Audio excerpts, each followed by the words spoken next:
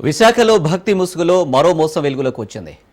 ఆంక్షలకు తూట్లు పొడుస్తూ టికెట్ వ్యవస్థను ఏర్పాటు చేశారు నిర్వాహకులు. గాజువాకలోని లంక గ్రౌండ్స్లో ఏర్పాటు చేసిన భారీ గణనాథుడి పేరిట వ్యాపారం మొదలుపెట్టారు. దీంతో గాజువాక పోలీసులు దర్శనాలు నిలిపివేశారు. దర్శనం టికెట్స్, పార్కింగ్ టికెట్స్ అమ్ముతున్నారు నిర్వాహకులను అదుపులోకి తీసుకున్నారు పోలీసులు. గణేష్ మండపాల వద్ద ఎలాంటి కమర్షియల్ టికెట్స్ ఉండకూడదంటూ ఆంక్షలు పెట్టారు విశాఖ పోలీసులు.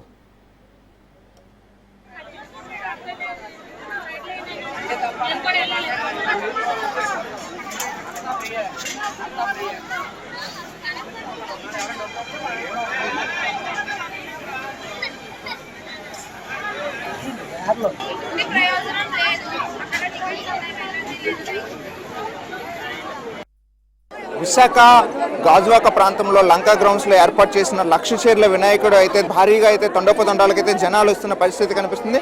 మొత్తం కూడా చూడొచ్చు, చాలా క్లియర్గా అయితే చూడొచ్చు. మొత్తం జనసంద్రంగా అయితే అంతా కూడా ముందుకు వచ్చిన పరిస్థితి కనిపిస్తుంది. దాదాపు ఇప్పుడు ఒక్కసారిగా ఇంతమంది జనం ఇక్కడికి రావడంతో అయితే ప్రస్తుతం లోపలికి అనుమతించకపోవడంతో భారీ ఎత్తున అయితే జనసంద్రం అంతా కూడా బయట ఉండడంతో అయితే పూర్తిగా అయితే ఆవేదన చెందుతున్న పరిస్థితి ఉంది.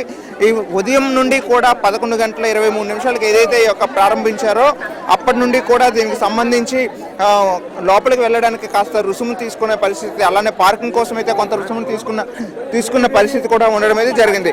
కానీ అందుకు భిన్నంగా అయితే అది అంతా కూడా ఎవరైతే ఛార్జెస్ చేశారో దానిపైన అయితే ఒక ఫిర్యాదు అందడంతో దాదాపు ఇప్పుడు ప్రస్తుతం అయితే దర్శనాలన్నింటినీ కూడా నిలిపివేసిన పరిస్థితి ఉంది.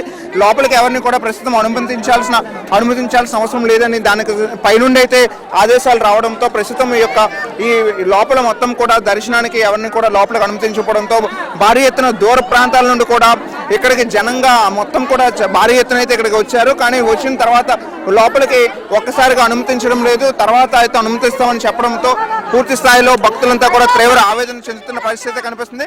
ముఖ్యంగా మనం విజువల్స్ లో చూడొచ్చు, మొత్తం 400 మందిగా అయితే ఇక్కడ చేరుకున్న పరిస్థితి ఉంది. మొత్తం వీళ్ళంతా కూడా ఈ ప్రాంతంలో ఒక్కసారిగా దర్శనానికి వెళ్ళడానికి అయితే ప్రయత్నం చేసే అవకాశం ఉంటుంది. ఇదే విధంగా ఉంటే ఇలా ఒక్కసారిగా దర్శనాలు ఆపివేయడంతో ఒక్కసారి డోర్స్ ఏమైనా తీస్తే తొక్కిసలాట జరిగే ప్రమాదం కూడా ఉంటుంది. దాన్ని తొక్కిసలాట జరిగే అవకాశం ఉండడంతో దాదాపు ప్రజలంతా కూడా జాగ్రత్తగా ఉండాల్సిన అవసరం ఉంది. వాలంటరీ సెక్షన్స్ ఎవరైతే ఉంటారో వాళ్ళు కూడా ప్రస్తుతం దీనికి సంబంధించి ఎవరు కూడా దగ్గరలో లేకపోవడంతో ఏదైనా ప్రమాదం జరిగే అవకాశం ఉండడంతో ఇప్పటికైనా వెంటనే పోలీస్ కావచ్చు, అలానే ఇక్కడ వాలంటరీ సిస్టమ్స్ కావచ్చు, వీళ్ళంతా కూడా ఎప్పటికైనా సరే రావాల్సిన అవసరం ఎంతైనా ఉందనే విషయాన్ని అయితే తెలియజేసిన పరిస్థితి ఉంది.